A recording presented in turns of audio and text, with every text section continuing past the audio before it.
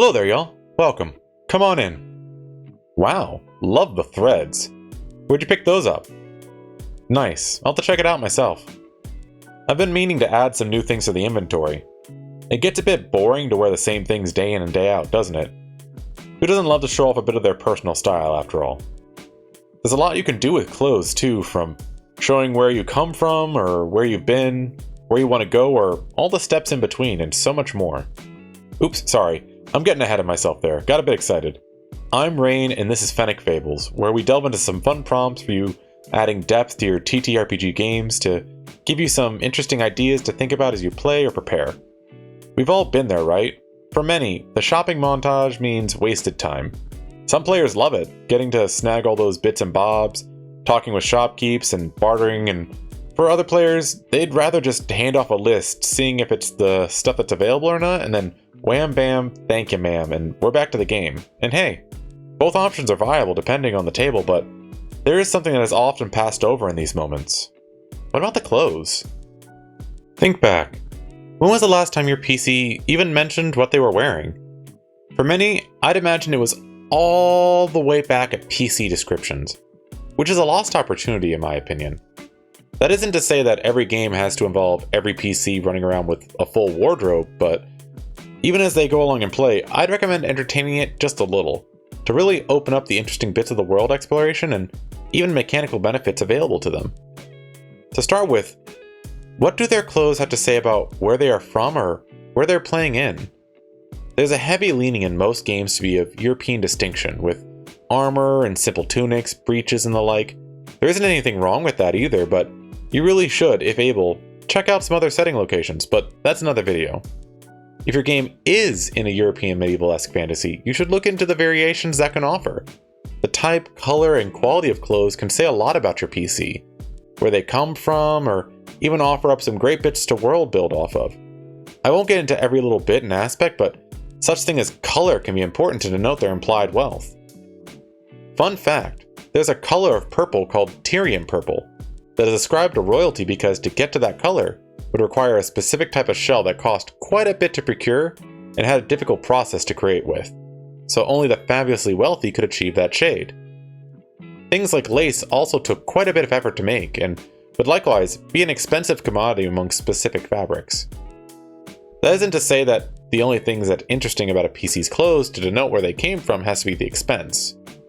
There are quite a few things like patterns, materials, and styles of clothing that are specific to areas and regions.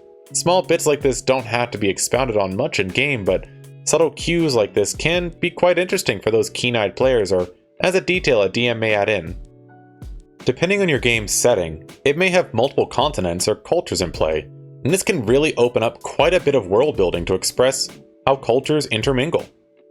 Items of clothing like robes or kimonos, saris, or heck, even lederhosen, all have their own unique and special qualities that really bring some interesting cultural dynamics.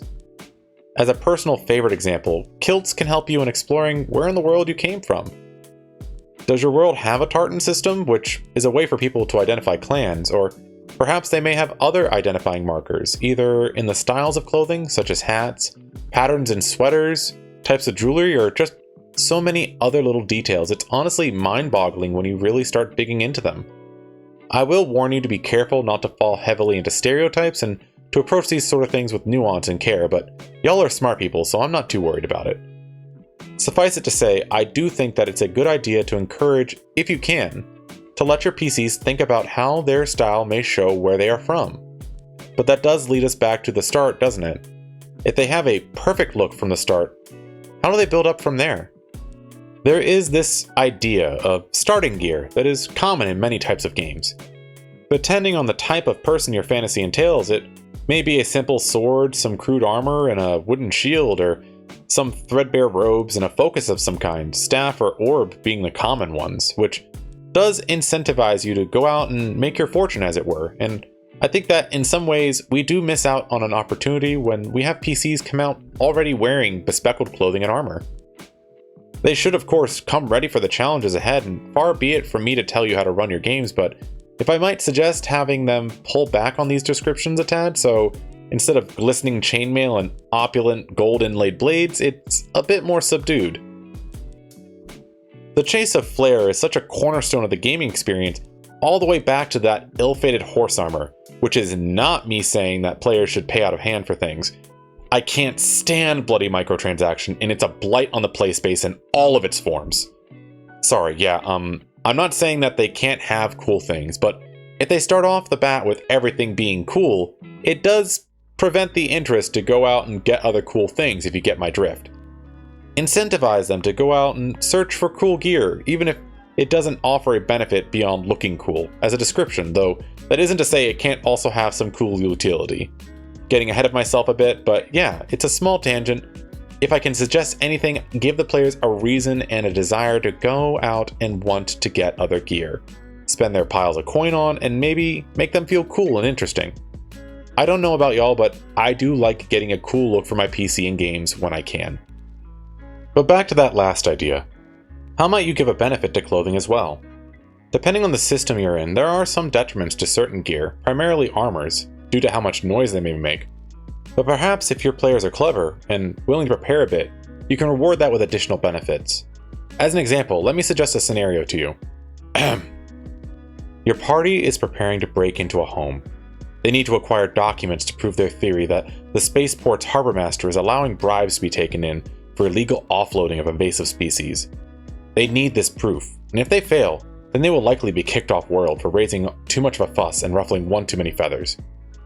They know it's their last chance and decide to be risky. Forgoing some of their better armors, they procure dark clothing, going for subtlety over safety.